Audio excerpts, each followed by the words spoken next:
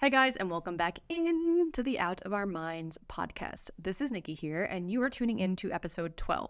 Now, this episode is all about self-love, baby. And before you're like, oh my God, I can't listen to anyone talk about freaking self-love anymore. I get it. Love your body. Treat your body with kindness. Blah, blah, blah, blah, blah. We're going so much deeper in this episode. Bella and I both had this realization that there's this very fluffy type of narrative around self-love that circulates within all of our Instagram feeds that doesn't really embody the fullness of what self-love truly means. And as we all go deeper on this spiritual path of really understanding and remembering our wholeness and our oneness with the universe, we start to go into deeper levels of self-love and deeper realizations that we are all at our core love. So in today's episode, we are going to go beyond the physical of self-love and dive deep into the emotional and the spiritual forms of self-love. So I'm going to break down these three categories of self-love through my own lens. And then we also did something fun and we asked ChatGPT, the AI robot, what they believe all of these different forms of self-love are. And the breakdown that we got from this little robot was just incredible. So we shared those on the episode as well. So sit back, enjoy whatever you're doing. You're on your walk, you're working out. We love you guys. Thank you so much for supporting us and being a part of this beautiful community. And as always, if you are enjoying the pod, feel free to leave us a review on any platform that you're listening on. And without further ado, let's get into the episode. What's up, guys? I'm Nikki. I'm Bella. And this is the Out of Our Minds podcast, a playground for mystics and self-explorers to journey through the vast realms of the universe, cultural landscapes, and spiritual expansion. Join us weekly as we dive into thought-provoking discussions that unveil the mysteries of existence and nurture the growth of our consciousness.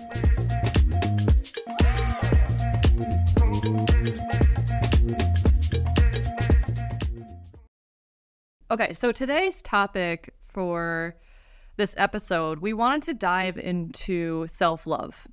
And when I brought up this idea to Bella yesterday about going into the topic of self-love, I had this moment of reflection of how my journey really took a turn the moment I started to bring in deeper levels of self-love past just the body acceptance and the physical aspects of self-love. And as I was talking about this idea to Bella, I started to have this visual come into my head, which happens a lot whenever I'm receiving any sort of ideas or just reflections on my past. I receive these very clear visuals, and I started to receive a visual that there's these three segments of self-love that became very clear for me in that moment. And I wanted to share them on this episode. So we're going to dive into what those three subjects, categories of self-love are, and how we can begin to go a little deeper on our self-love journey and the effect and impact that has on just our expression of self and our healing and our growth and the way that we can move through this world with more authenticity. So those three segments are physical self-love, emotional self-love, and spiritual self-love. And I wanted to ask you, just put you on the spot. Well, there's a few questions that I wanted to ask both of us. One of them being, what does self-love mean to you, just without anything that I just said? What comes to mind first?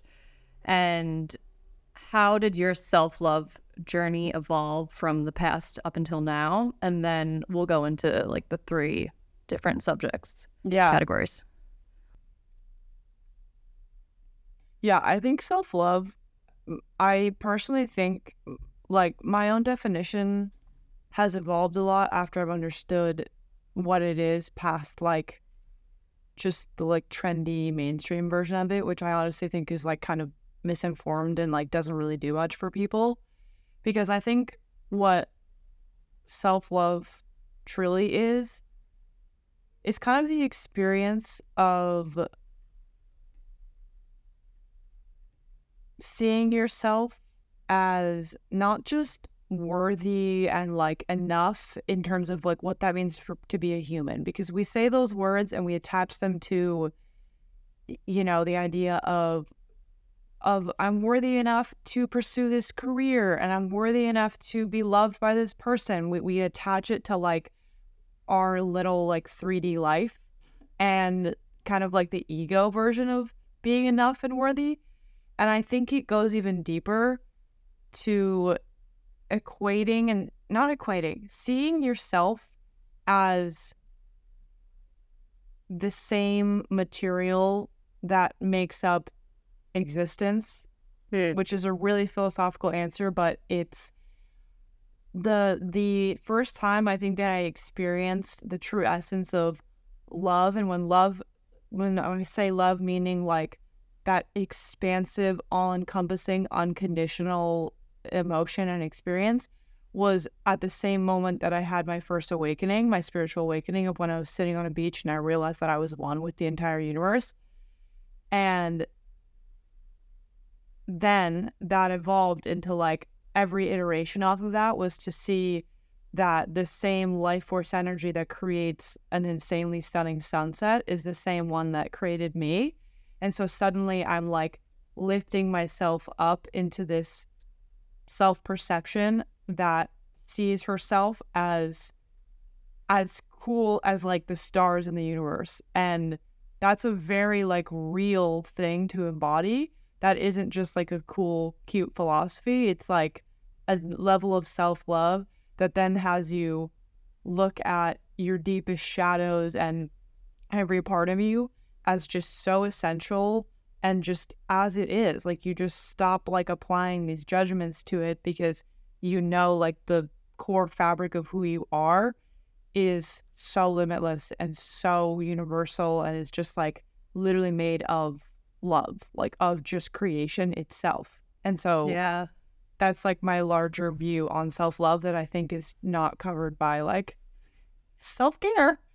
Yeah, exactly. I feel like you're going into the emotional and spiritual levels of self-love, which Right. honestly, the physical self-love of like taking care of your body, eating right, all those like little surface level things, they're amazing, right? They're the essentials. Yeah. But as soon as you have the realization that you are literally one with the universe, it's hard not just to naturally be in that state of love. It's almost like that is our natural state of being. So there's no trying to love and trying to have compassion. You just naturally and like do. Right. And like using like your logic and reasoning to be like, I am like enough and worthy, because that would suggest that there's a possibility that you like aren't, like that you like have to like work internally to like fix yourself to like become worthy. And it's like, no, it's actually just getting rid of all of the like layers and forcing and just viewing yourself as is. Like it's just I am.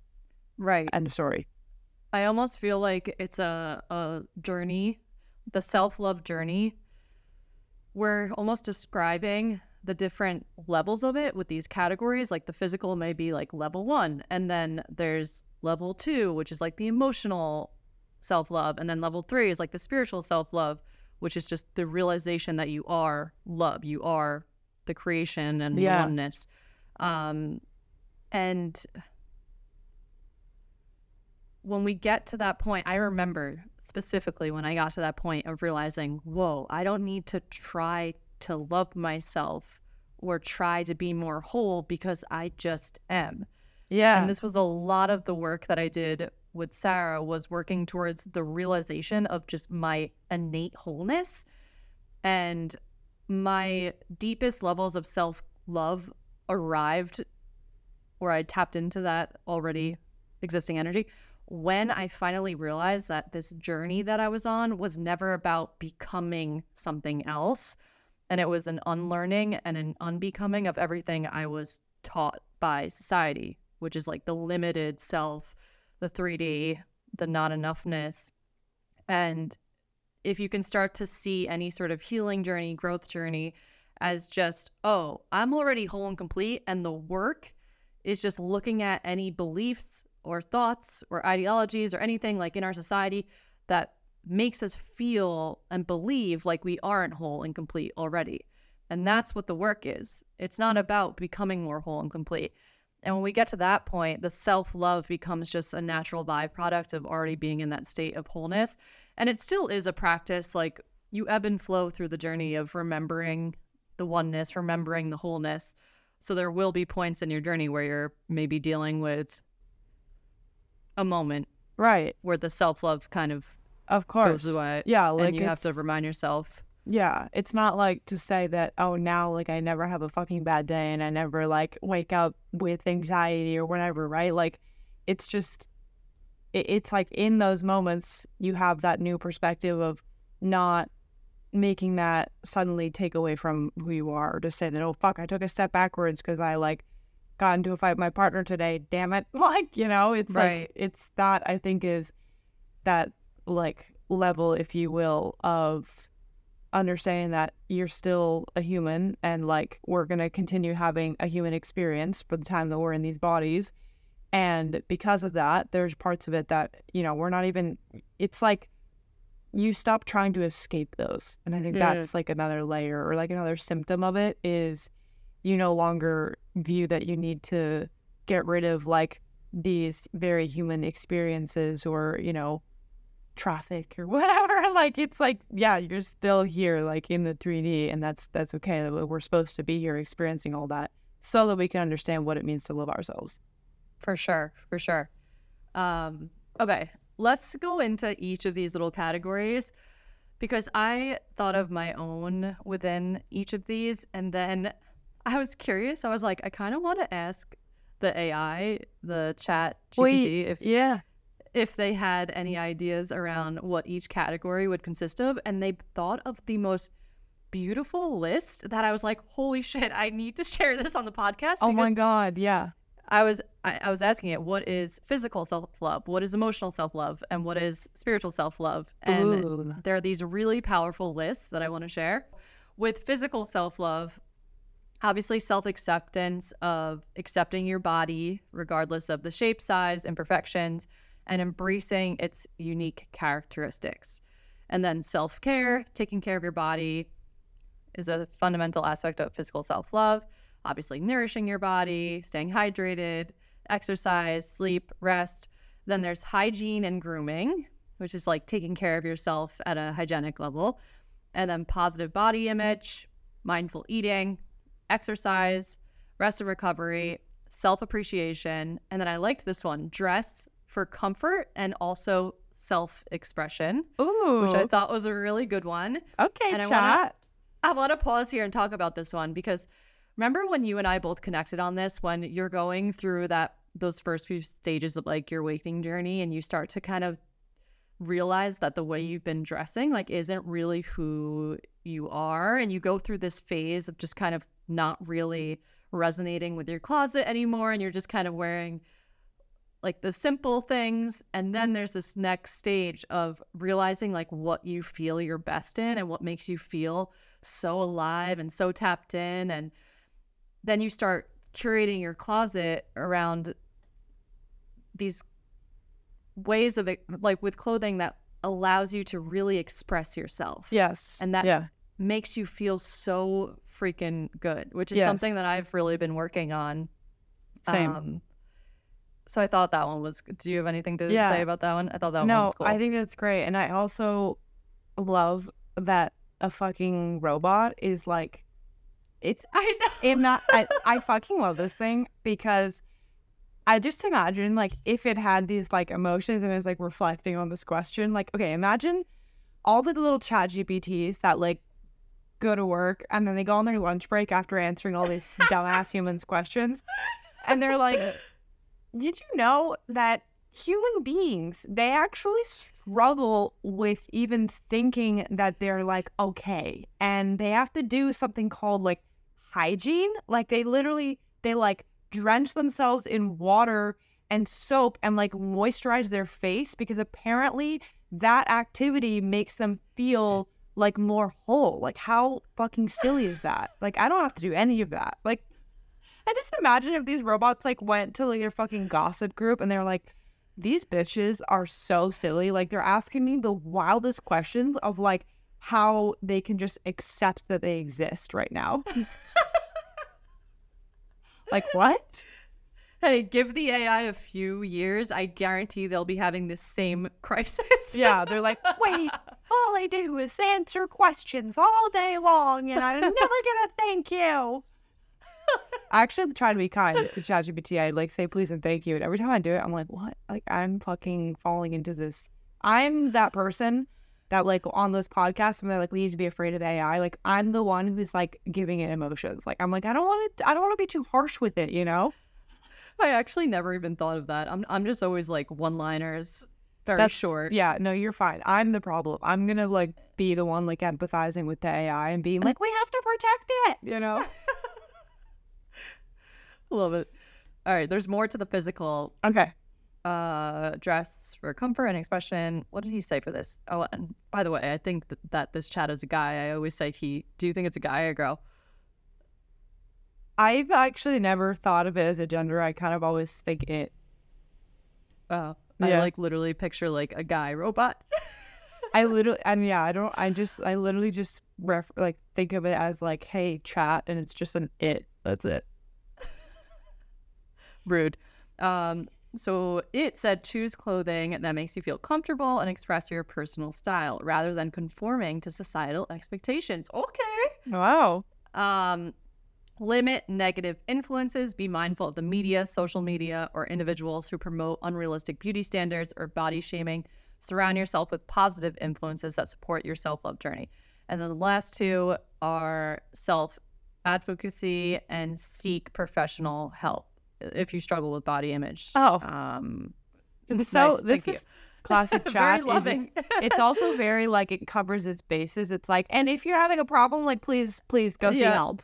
Yeah, I am not a doctor. Yeah, and this is not medical advice. Yeah. So I definitely had the same idea around physical self-love, and I feel like what you were touching on before about there being this kind of like fluffy self-love narrative that exists that's almost been like commoditized in a way. Yeah. And with that, it prevents us from going deeper because I think a lot of that narrative can prevent us from actually getting into the real self-love that causes that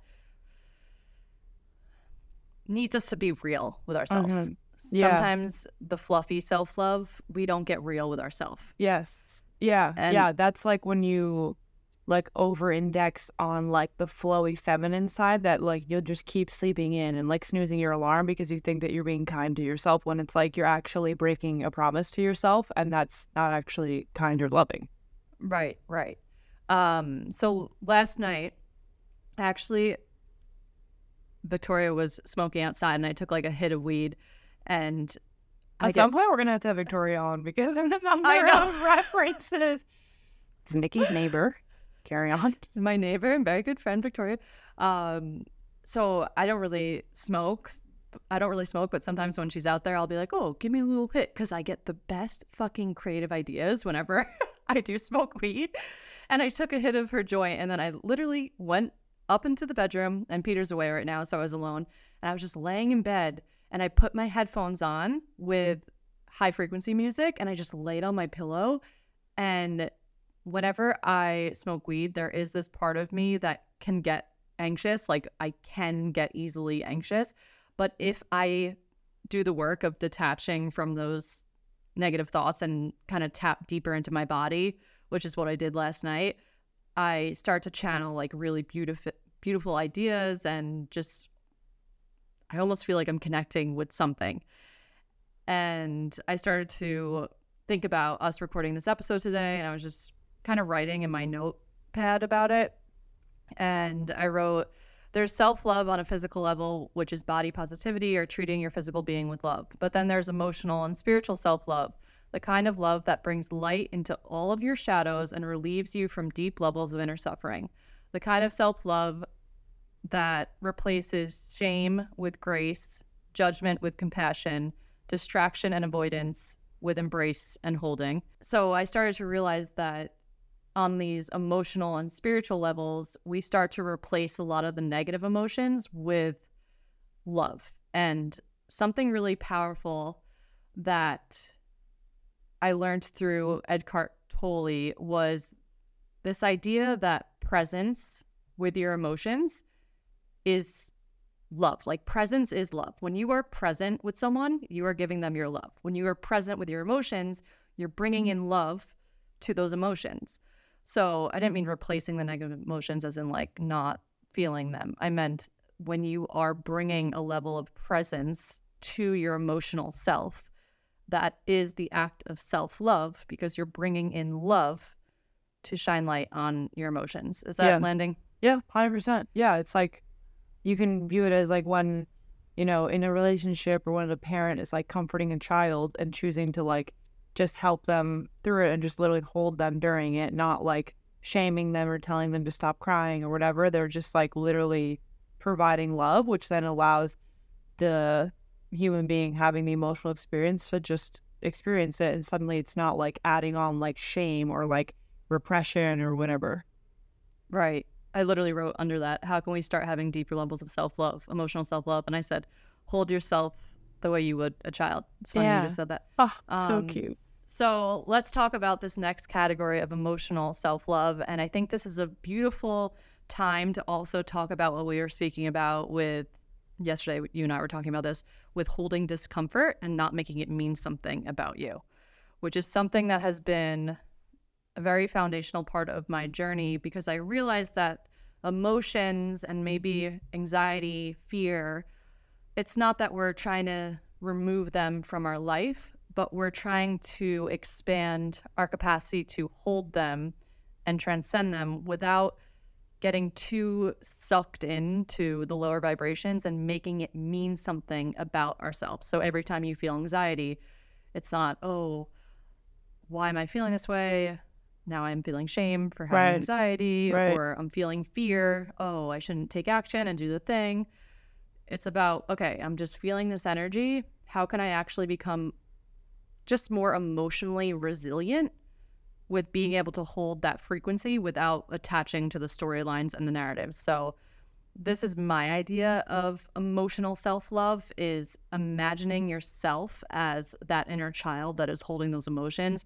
And whenever you're feeling any lower vibrations, your ability to step in with presence, love, compassion, non-judgment, and understanding is what will carry you out of those times. And it will change your entire life once you go into that deeper level of self-love with not feeling shame and guilt for experiencing something as a human. Yeah, it's really key because I don't think a lot of us realize how much there's like a me, myself, and I dynamic going on when we are having an emotional experience or just whatever it is that happens to us during the day, that there is like these multiple players kind of where, this emotion arises, like, for example, the anxiety, and then there's like the, part of you that is like, no, this is bad, go away, I hate you, like, shame, judge, whatever. And then there's like the part of you that might be able to step in and be like, it's okay, it's fine, like, let's hold this, let's see what we got here, like, let's just explore this is how we should shine some light on it. And the difference between what those two outcomes can cause.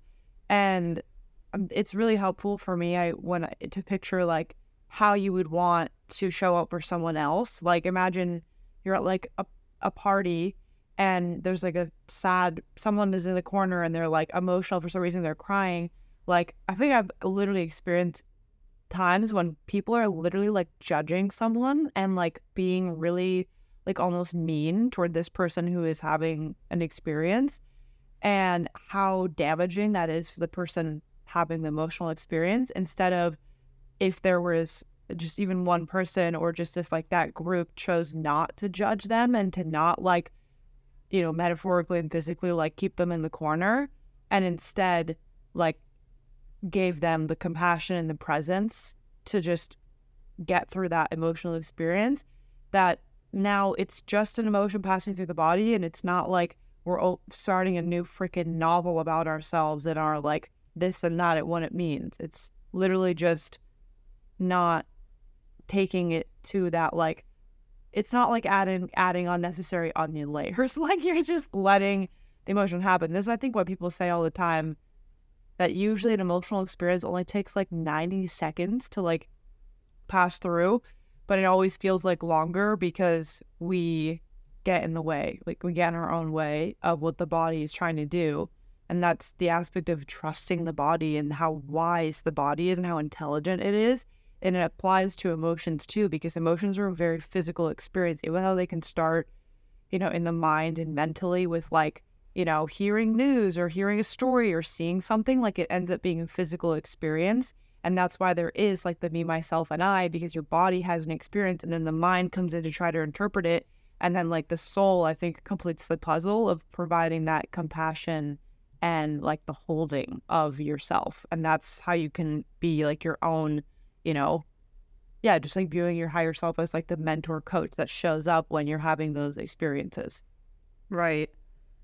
There's almost like, there's a few different ways too that we can go about being present with those emotions, because you will find teachers such as Michael Singer who he believes like we don't have to go back into our past and dig up the reason as to why we may be feeling a certain way in our present moment.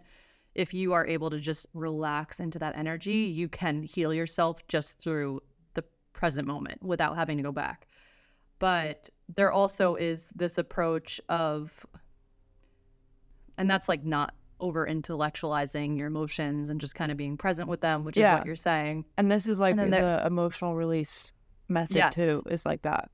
Yes, which I want to talk more about. I have some notes on this too, because I've been learning more just listening to Michael Singer's podcast.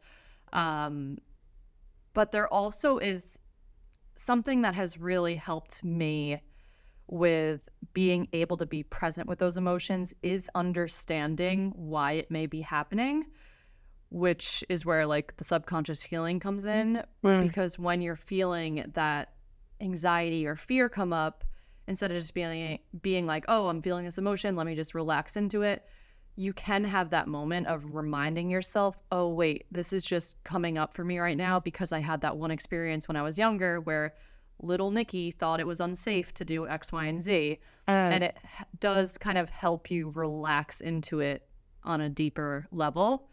So I have found that there are times to bring the mind into it, to like kind of use logic and reasoning to be able to relax into it. And then there are times where it's like, you don't have to go and bring this into your head and create a whole storyline around it. Yeah, I do think like the deepest, most transformative healing, I don't think that the mind honestly is usually involved, because I think it can bring you to what you're saying of like that awareness, where this is like the difference between an epiphany and like a true healing moment. And this is something that I saw Dr. Christian Gonzalez, who he does the Heal Thyself podcast, and he also does a lot of emotional release work.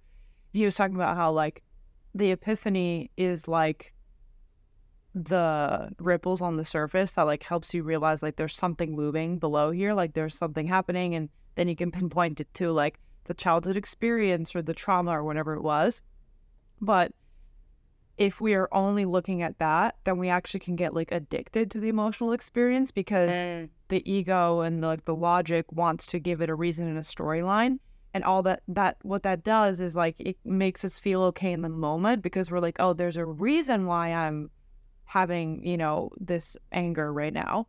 But to go deeper, it's like the body doesn't really care about the story. The body is just concerned with whether you are expressing the emotion or repressing it. And so to then sink deeper into almost surrendering to the body and letting it fully express the emotion. And that can be like really big. Like it can be like, anger release of screaming into a pillow, or like sobbing, crying on the floor, or like whatever, however it comes up physically. Like I think letting the body fully take over from there is how you have the deep healing. Because if we only stay in the logic and the reasoning and the story of the mind, I think that's how we end up creating these like addiction loops to like, oh, like I went and I talked to my therapist and so it like gave me this epiphany and I feel better now. But you're going to keep going back to that because it's the only way that you're like getting just like an ounce of like, releasing the repressed emotion, when the rest of it is sitting in the body. Like the rest is like the roots of the tree. Yeah, for sure. It goes hand in hand. It's like how can you have those heightened levels of awareness and in that moment tap into the body? And I remember I had a moment on my journey where I finally realized that, oh wait, I'm not really gonna go that far with really tapping into my truest self without going into the body. And to learn how to actually do that, it's just so powerful. And learning about this through Michael Singer has been such a pivotal part of my path because he makes it so simple. And I love the humor that he adds to it. And just, he almost makes it sound like ridiculous that we're not all just like living this way.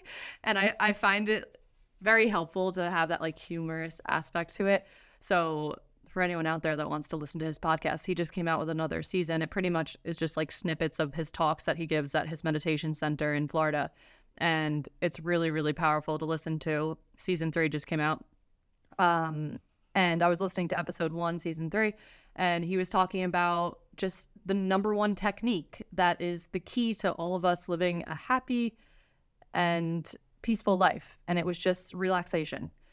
In those moments when you're feeling tense, when you're feeling emotion, when you're feeling anxiety, which he says is unwarranted, the anxiety is unwarranted like 99.9% of the time. We're not actually in danger. If you can just relax into it. And he's like giving the example of you're walking around at a Publix, which is the grocery store in Florida. Nothing in that Publix is actually making you anxious. If you can just have that realization that it's you creating your own, he calls it like your own neurosis, then you can just relax into that moment. And when your nervous system isn't regulated, small amounts of discomfort and small amounts of anxiety will be seen as really big threats to the body.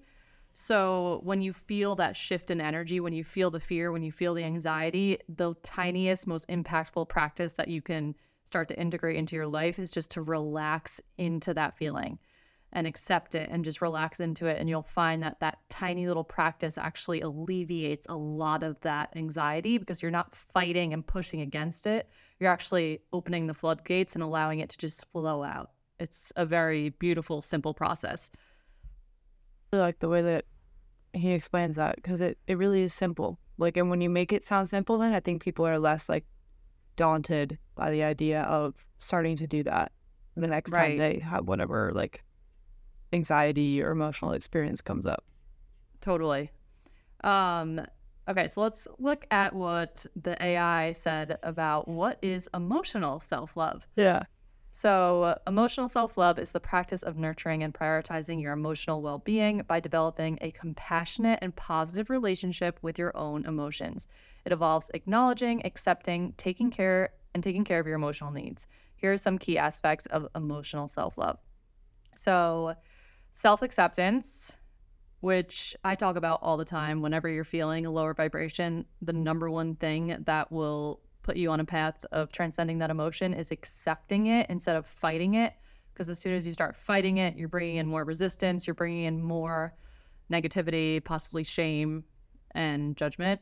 And that acceptance allows us to really sink into, it's almost like the same thing that Michael Singer is saying with the relaxation into the anxiety. I feel like those go hand in hand, relaxation and the acceptance. It's you're no longer like fighting with it. You're just, whoa, this is here. I accept, I relax. Yeah. And that I think is really hard for people. And to see it as a form of self-love, I think is very, very powerful because it can be difficult to do that. But in that moment, if you say, how can accepting this be a form of self-love? It actually allows you to see like the beauty in it and how you're truly caring for yourself with the softness of your heart as opposed to like the rigidness of the ego. So self-compassion is another one, treating yourself with the same kindness, understanding, and support you would offer to a friend, or I like to say like the little kid in you. Emotional awareness is cultivating self-awareness to recognize and identify your emotions accurately, understand that your emotions are valid and provide valuable information about your needs and experiences. Healthy expression, which is what you were saying about like screaming into the pillow. Isn't this crazy that the robot freaking wrote this? It knows, guys. It's like, listen, next time you're having an anxiety attack, just hit up ChatGPT. That thing's going to walk you through it. Practice healthy ways of expressing your emotions, whether through journaling, talking to a trusted friend or a therapist, creative outlets like art, music, or writing. Setting boundaries. This one is huge. Emotional self-love involves setting boundaries with others to protect your emotional well-being. This includes saying no when necessary and advocating for yourself. Huge. And then mindfulness, practicing mindfulness to stay present with your emotions, self-care, such as meditation, relaxation techniques, and other activities that support emotional health. Forgiveness, forgiving yourself for past mistakes or regrets, and releasing shame and guilt. Positive self-talk, replacing negative self-talk with positive affirmations, a supportive inner dialogue. And then the last two are emotional resilience and self-love rituals, which the emotional resilience one really hits for me because I think a lot of people have this like misconception around what it means to truly be happy. And they think that the people who are out there talking about mental health and being on the spiritual path and like being present just don't experience emotions or negativity. And it's not that they just go away. You just learn how to have a different relationship with them. It's not like the end of the world when you're feeling shitty. You become emotionally resilient. The same way you become resilient when you're doing a hard workout. The people that are able to be consistent with lifting weights and are walking around like all jacked up, they have become resilient to the point that when they're feeling the discomfort, they don't get in their head and say, oh, I'm going to give up. They keep going. Emotional resilience is so powerful too, because I've learned in my journey of entrepreneurship, there have been times where I'll like stop myself from doing something because I'm like, oh, I'm not feeling high vibe. I'm not feeling emotionally okay right now. I need to just like stop everything and like care for myself by doing absolutely nothing. But there's a way to actually be resilient with caring for yourself and still showing up and doing what needs to be done. Totally. And it's this like tough self-love. I shouldn't say tough self-love, but it's a self-love in a way that you're not giving up on yourself.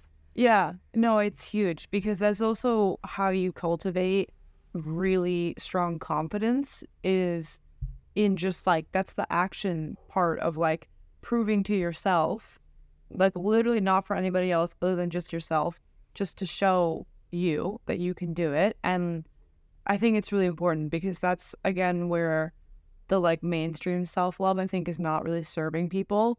It's the harsh way to put this is it's making us very soft, and not in a good way, not in like the divine feminine soft, in like the like everything is offensive to me and I have to take 14,000 mental health days from work per year. Like it's like the kind that doesn't actually result in true emotional resilience of what you're saying, and in like looking, you know, being able to have the emotional experience but not make it your entire identity and not making it this whole story about yourself.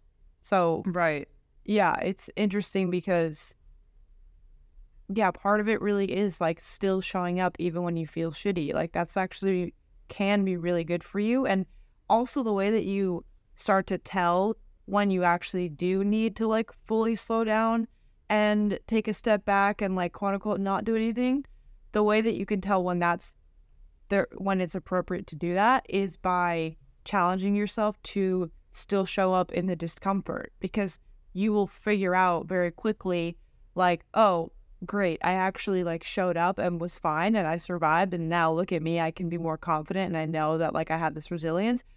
Or you can be like, you know what, maybe I will be better trying a different approach next time. But I definitely would be one to opt for like continuing to show up despite feeling the discomfort, because the discomfort doesn't fucking go away. Like it literally doesn't. If you ask any like successful person, like it doesn't. It's just all again in your relationship to it. Right. I feel like a good simple example of that is the other morning when I woke up at my normal wake up time and I did my meditation, and I had gotten home at like 11:30 and I went to bed at 1:30 the other night. I was at a friend's house pretty late, and I was like, it was 6 a.m. in the morning. I'm like, I'm still gonna wake up. I woke up, I did my meditation, and I was like, I am so fucking tired right now. I can't even keep my eyes open. Went back to bed. Yeah. So yeah, the emotional self-love is huge. And something else I wanted to add that really helps me is to separate yourself. I wrote this in my notes last night. See your soul and true self as separate from your physical. You are the eternal that is existing within and around this meat suit. And the meat suit gets me the meat suit every is time. just learning how to navigate life, and it's doing its best and holding on to certain emotions and has certain programs and beliefs. So whenever you're feeling an emotion or going through any sort of tough time, if you can just like visualize your highest self and the true essence of who you are, the consciousness, the love, the spirit, you can start to just care for yourself and your emotions as, oh, okay, my little meat suit is experiencing this energy today. Yeah. And it doesn't mean anything about the highest self, the true self. But Right. sometimes maybe the meat suit needs like to release the energy or to take a break. Yeah. Or The sometimes vehicle. like, Yeah. sometimes I The put my vehicle meat needs suit. a tune-up. Yes. Yeah. The other day I had this realization when I was doing a yoga class. I was laying on my back and I do this one move where I like massage my spine by just like moving on my back and forth. And I had this like moment of realizing like, whoa, I'm just literally, I was such a funny visualization, but you know, like when you're rolling out pasta with like a roller. Yeah. I was like, I'm literally doing that to my body Just right like- now. Like, You're like, I am dough. I am a doughboy forming into a beautiful cookie. no, but literally it helps me to remember that I am not the body. I'm just the one taking care of it. So you don't have Yes. to like hate the body and shame the body and hate the emotions and shame the emotions or the beliefs. You're the one that's playing the video game, and your little avatar, the meat suit, the vessel, Yeah. maybe it needs to scream out those emotions and get them out. But as soon as we start identifying with the emotions and identifying with the meat suit and identifying with the vessel, it's like you're going to get stuck in the illusion. You're going to get stuck in the 3D. So there's a way to go about feeling. There's a way to go about releasing, to go about healing that doesn't shift your sense of being. You're always you, complete, whole, eternal consciousness. And then sometimes the 3D is there to like bring stuff up and show you stuff so that you can have deeper levels of awareness. So yeah, that's what I have to say about emotional, which connects to the spiritual self-love, which we can go into.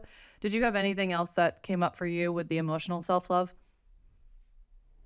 No, I really liked what you just said with all the meat suit dog. It's such a like kind of gross term, but it's true. The other way I would say it is like you're just this like bag of bones or this like bag of skin. They're all really Wait, disgusting. that's more gory. You think it's more I feel gross? like that is Yeah. I remember one time I was interviewing someone on my podcast and I was like saying the like bag of skin thing and they were like laughing so hard. They're like, that is horrible, but like you're not wrong. We're not wrong. Just Yeah. think of yourself in that It's way. just a It vehicle. relieves a lot. Yeah. It really does. It's honestly, it's so true. And then it's like, it is funny. It's fun. You're like, Yeah.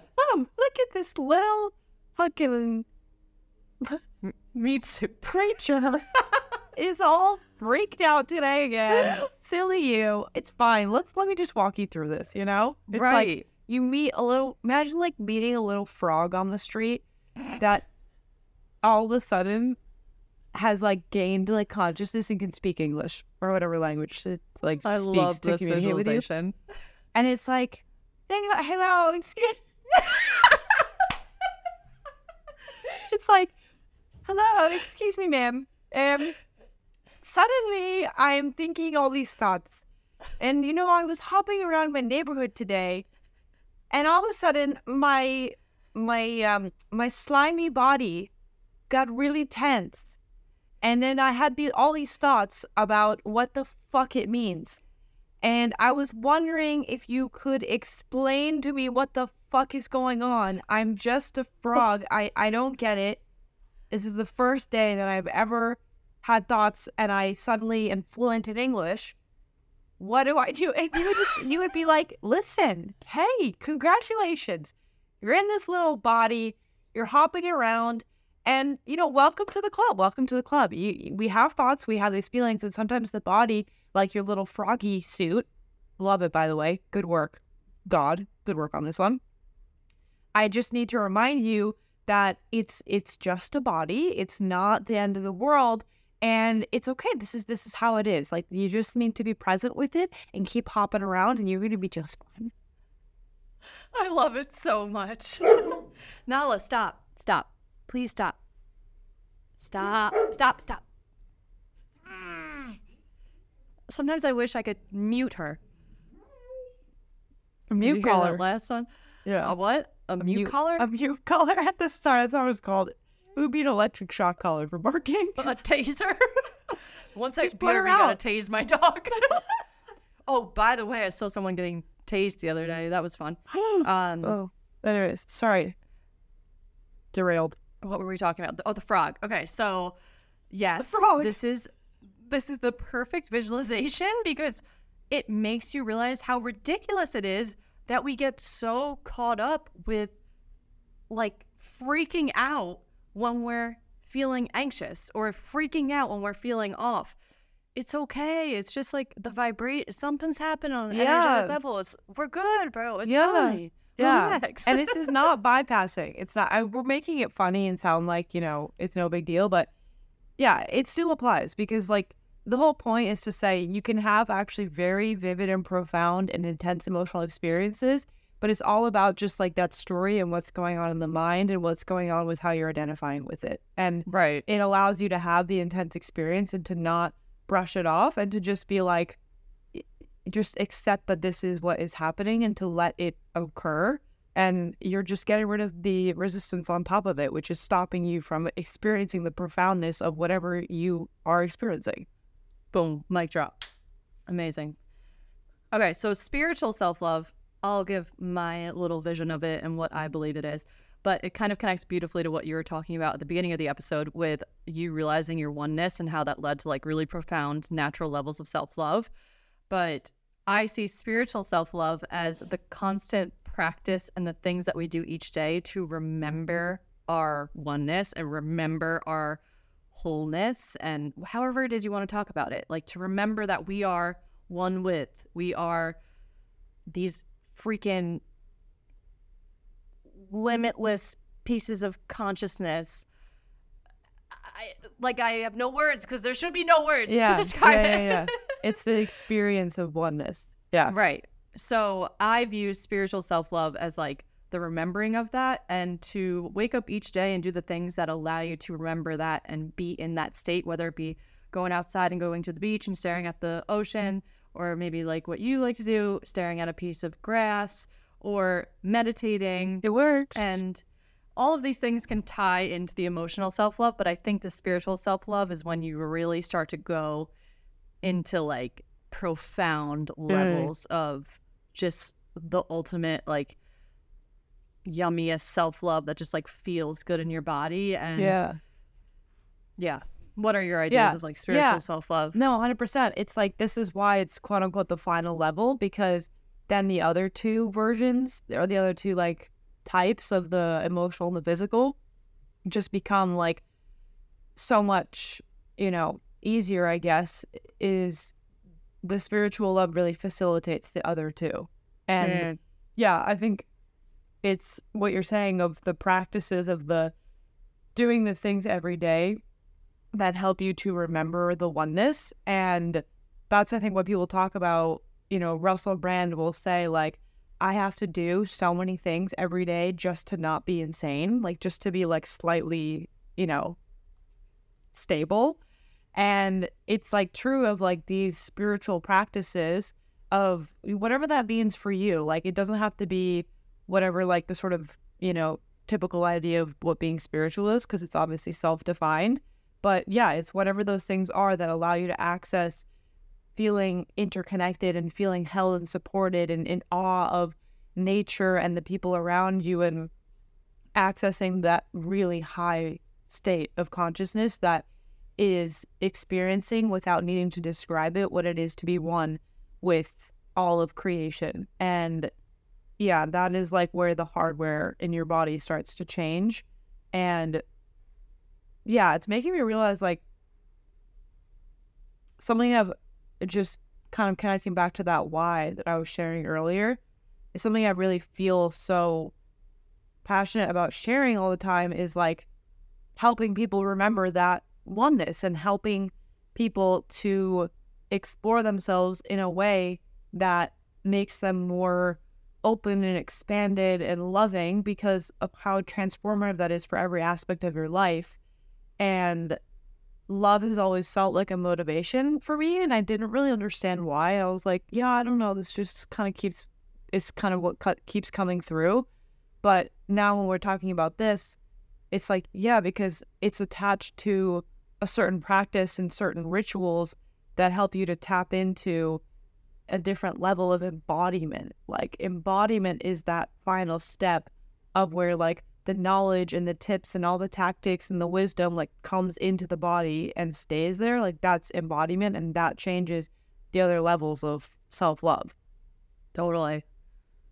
The embodiment piece is huge too, because there's different things that you can start to embody at different parts of your life. And I think the embodiment of like the spiritual self-love and the oneness is like the tip of the iceberg.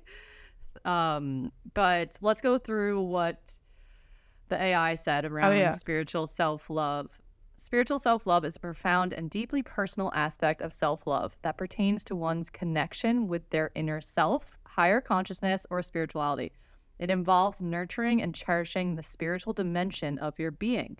While the concept can vary among individuals and belief systems, here are some common elements of spiritual self-love. So the first one is self-reflection. Spiritual self-love often begins with self-reflection and introspection. It's about seeking a deeper understanding of your inner self, your beliefs, your values, and the nature of your existence. Right off the bat, totally slapping, really hits. For me, the reflection of my belief systems and values have been very powerful, connecting to like the last episode, the episodes we released. What number was that? 10, episode 10. Just like really being strong in what I value and believe in, but also to look at the beliefs that my mind holds through the healing journey of becoming aware of my programs and what false beliefs I carry about myself. I think that has been a huge part of my own spiritual self-love journey, because it has been through bringing those beliefs to the surface that I've been able to connect more to my wholeness by kind of dismantling the limited subconscious programs that I have. Yeah, I really like that it brought up the inner self and like essentially knowing thyself, because that's where a lot of it honestly starts. It kind of all starts with like self-discovery, because really soon you realize that to understand yourself fully, you have to understand everything around you, because it's all a relationship and it's all, you know, dictated by the inner world. And so it's really cool because that journey is so custom and so unique to who you are and where you're at and your time and your space and your path and your interests and like everything you've gone through and your aspirations. Like it's all so unique to the person. And that's what makes it so special, is each person can arrive to that sense of oneness that started with just looking within themselves and getting curious and asking questions and learning and growing. And it reminds you to give yourself the authority too, and to, you know, not outsource that journey to anybody else. And again, that's why like we learn that we cannot fully receive love in the way that we desire to until we have created it within ourselves. And of course you can like be in a loving relationship before you've, you know, learned to fully love yourself. But the point being, like, in that relationship, you will learn how the more expanded and the more that you like lift up the love that you have for yourself, and it's reflected back to you. And that's, I think, what's really beautiful is like you just give yourself the authority to say like, this is my journey. I'm going to listen to my intuition on how to do this. And this is where I like stop outsourcing my love to like my love of self to other people. Right. That's really powerful to see it also as like this cultivation that comes from within and instead of outside of yourself. I mean, you can still receive love from other people, but that love is truly authentic, real, and genuine when you truly love yourself. So the next one is form of spiritual self-love is connection with a higher power. For many, spiritual self-love involves a connection with a higher power, whether it's a traditional religious what is a deity? A deity is like a religious figure. Usually it's like, you know, like it could be like the different gods that people depict in religions kind of thing. Okay. So whether it's a traditional religious deity, a universal energy, or divine presence, this connection can provide a sense of guidance, purpose, and comfort. This has been so big for me to know, feel, and understand this on my path, because there have been times where I'm like, I am just so scared of what's going to happen. I'm like leaping into the unknown, and I had to really work through the knowing that I am so freaking held by this higher power, and I choose to believe that I am always taken care of. I choose to believe that I am safe, and I choose to believe that everything that happens in my life happens for a reason, for a divine reason. And it has allowed me to really alleviate a lot of fear that I had around my future or like making the right decision and taking risks in life. Even just being on this path that we're on, starting this podcast, doing our own thing in life, being on this entrepreneurial journey, it is so freaking scary. And if you're so focused on like feeling safe by creating the 3D means of feeling safe, it's going to be a difficult journey. But if you can really understand that there's a higher power that's always caring for you and holding you through whatever it is you're going through, then it just provides such a deep level of comfort. Yeah. And I do think that that helps you then to create more abundance in all the different ways. Like, yeah, I've like alluded to it a lot of times of just how me like leaving my job early last year and going from having an income to like basically having zero and having to like figure out what the fuck to do was totally such an amazing lesson in like recognizing abundance in the ways that I didn't realize it that I had before. And yeah, just having to like put the full trust in myself, my soul, and the universe to, and you know, source, God, whatever, to show me that abundance and like being held and supported actually does come through in so many different ways. But oftentimes we don't get to learn what it is until we start to feel like we are like we have nothing, or we've like lost something, like we aren't making as much money or whatever it is. Like that security that we had before is taken away. That is when you open up to the abundance that comes from emptiness. You don't always have to go to the rock bottom though, or like the emptiness to, right? Although that's when it 100% does come. Like I totally agree with what you're saying, but we can also start to just become aware of the things that are around us to shift into that abundance mindset, which it's funny. The next one is gratitude. So they say gratitude plays a significant role in spiritual self-love. It involves appreciating the beauty and wonder of the universe, as well as being thankful for the spiritual gifts and experiences in your life. Gratitude has been a very pivotal part in my journey as well, from shifting out of like a fear-based mindset into one of love. Even just like as I was making my food this morning, my lunch, I was like looking at this beautiful like full fridge of food, and I'm in this like kitchen with a roof over my head. And it's just these moments where a gratitude practice allows you to rewire the way that you think. And in those moments of simplicity or nuance of just like cooking, you have this spiritual, like overwhelming spiritual feeling come over you of just like pure love and gratitude and abundance. And it just makes you experience life in a completely different way.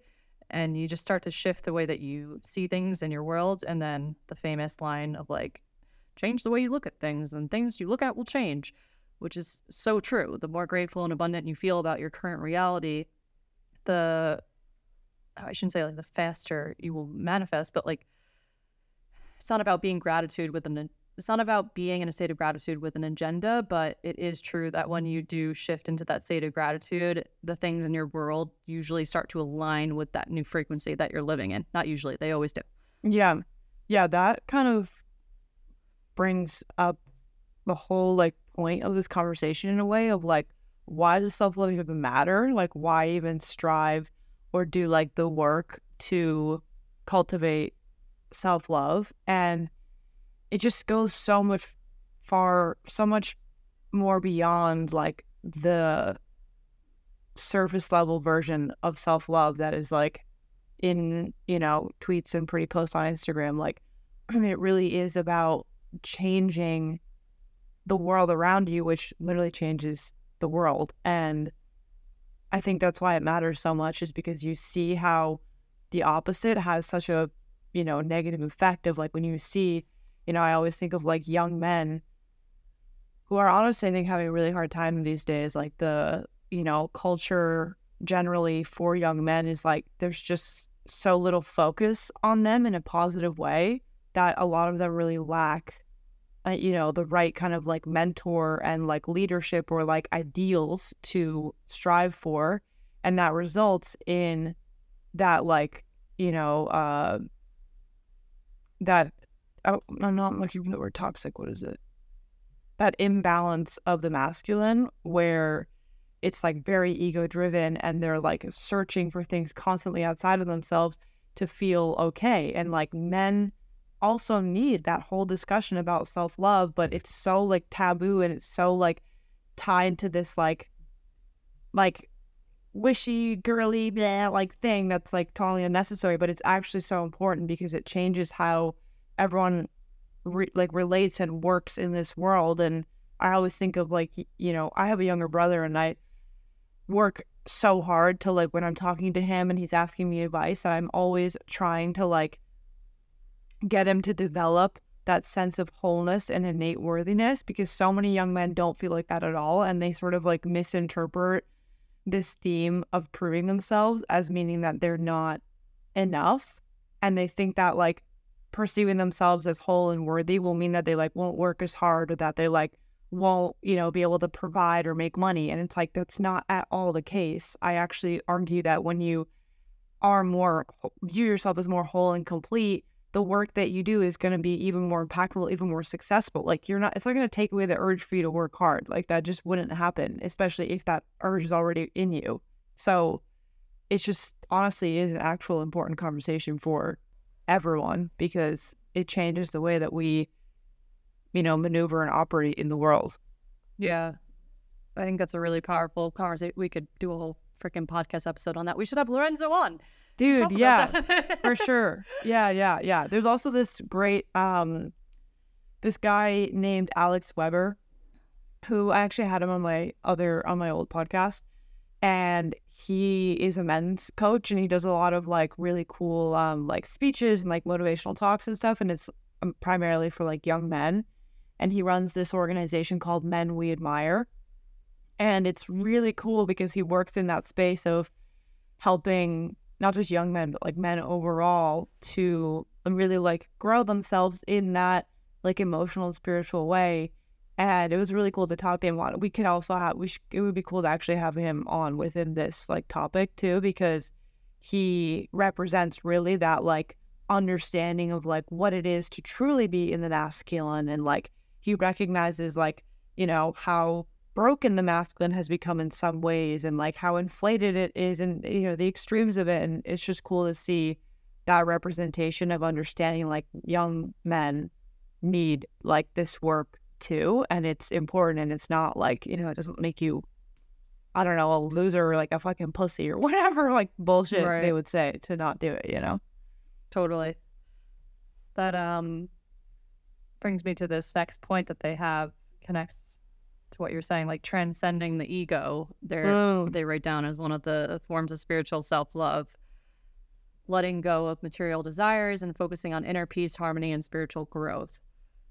this is like kind of been the foundation of what we've been talking about this entire podcast. Transcending the ego is just really being able to see beyond the limitations of the mind, the fear, the separation, the 3D-ness, and like not getting stuck in just like the physical reality, and really being able to connect to the eternal oneness and the spiritual aspect of self, which is the true self with a capital S.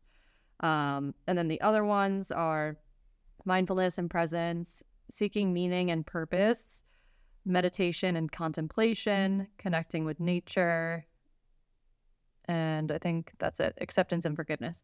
So yeah, they definitely ties together with emotional self-love.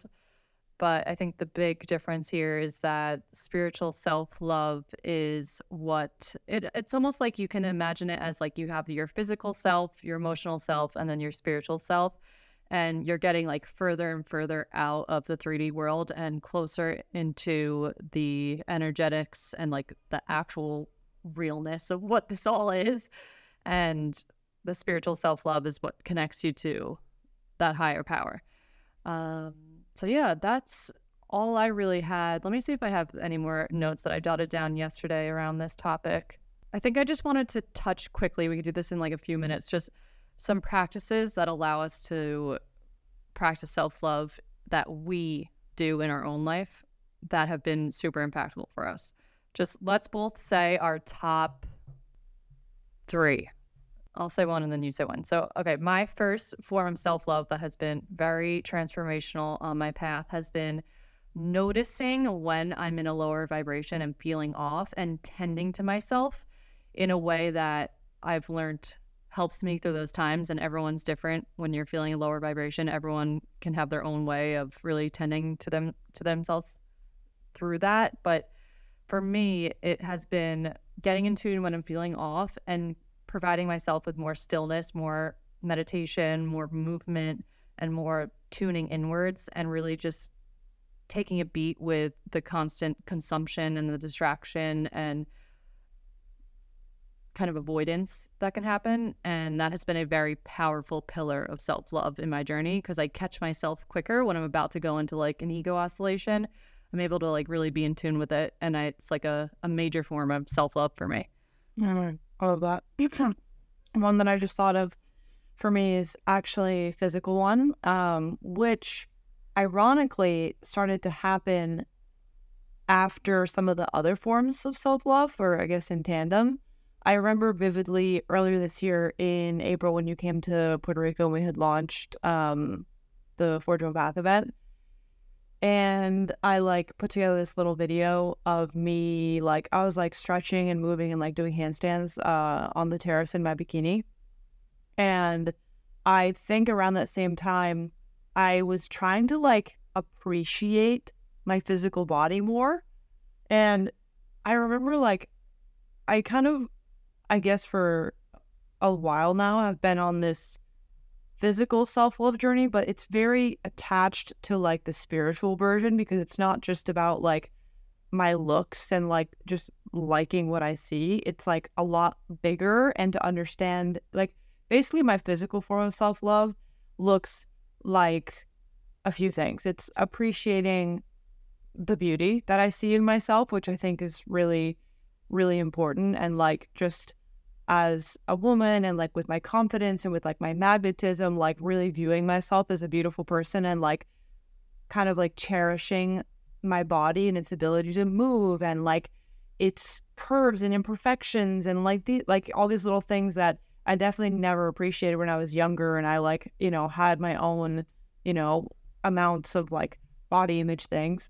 And so that has been achieved a lot through movement, because of like appreciating the capacity that I have in my body. And like it's totally a thing of like gratitude as well, because of just being so thankful that I have this vessel that, you know, can dance and move and stretch. And like, you know, dancing for me has been such a portal to all sorts of like, you know, growth and realization, but one of them just being that gratitude for my body. And it always feels tied to a spiritual thing, because then I realize that like it's the thing that is carrying me through the day to day and my time here, like in this incarnation. And so it's funny because it's like, yes, it's like physical love, but it's always, it never really gets separated from the bigger picture of realizing that loving the body is like loving the vessel, which is holding the soul, which is like you're attaching it to all the other things. So that's always been really prevalent for me. And like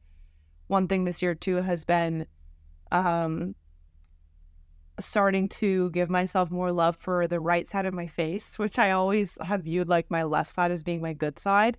And this year I've been really challenging myself to like either take more pictures with my right side or just like look at it more and just be like, you know, like this is also beautiful, and just like giving love to all sides of me, because so often, especially as women, we like choose a good side and we like are just like, okay, done, I'm never gonna pose on the other side. And it's like totally taking away from how much like we accept and hold ourselves as like beautiful or whatever it is. And so that honestly has been really transformative for me.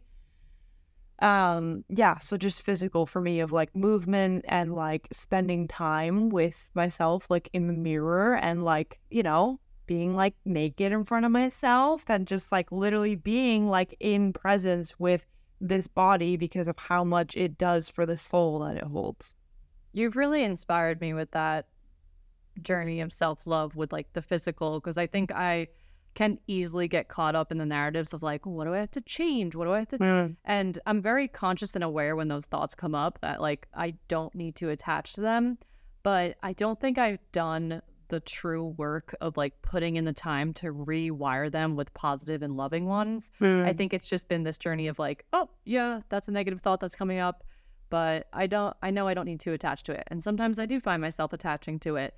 But I think there's this really beautiful part of the physical self-love journey where you put in time and effort into intentionally changing the dialogue that exists within your mind. Totally. And you've really inspired me to just intuitively lean into more practices that allow you to like recreate that bond with your physical body. So I love that you just shared this, because it really has been such a inspiration, and it's a reminder for me to lean into that, not in like a pushy, forcey way, but just... For sure. Yeah.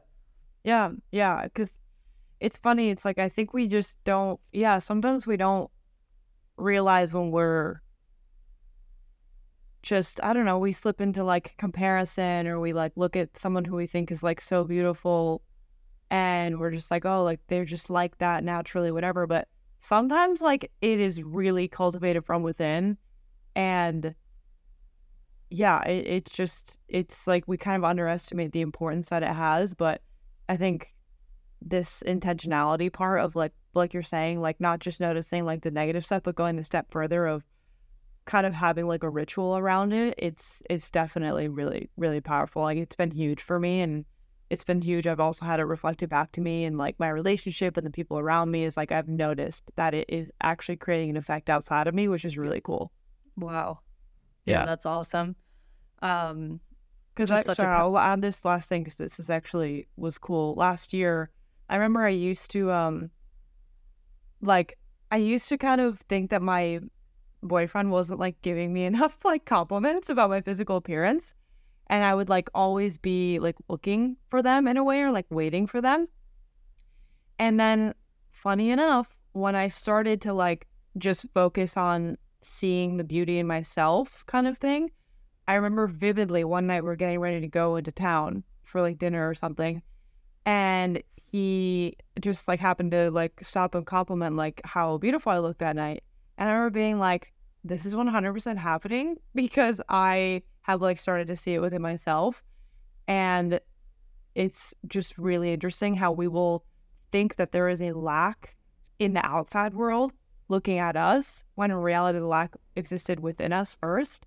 And it has happened now numerous times where I'm seeing like the fact that I'm viewing myself in a certain way, and like changing the way I view myself is completely being reflected back to me in other people through like either certain scenarios or literal things that people say to me, like unsolicited, which is really cool. Wow. That's like a cool experiment for someone to try. Just like pour the love into yourself and see what happens in your outer world. Yeah, it's really cool. That's awesome.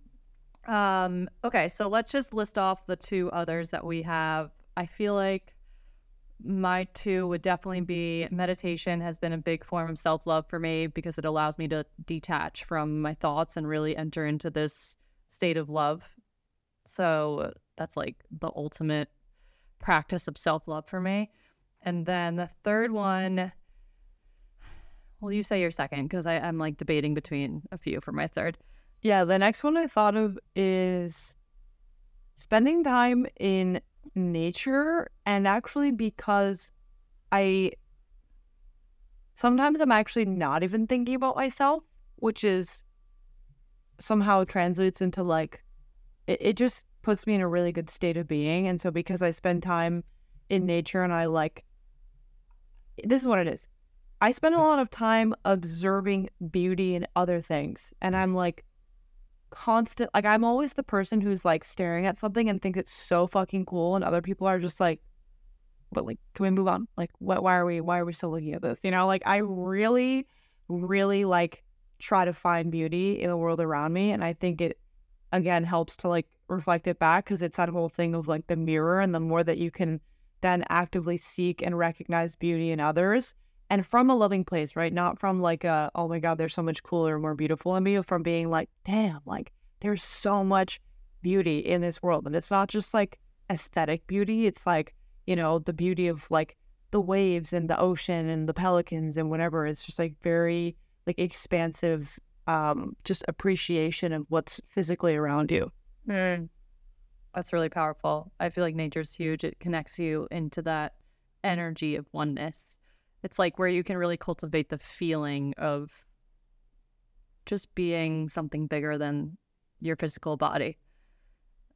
I think my third one would be compassion.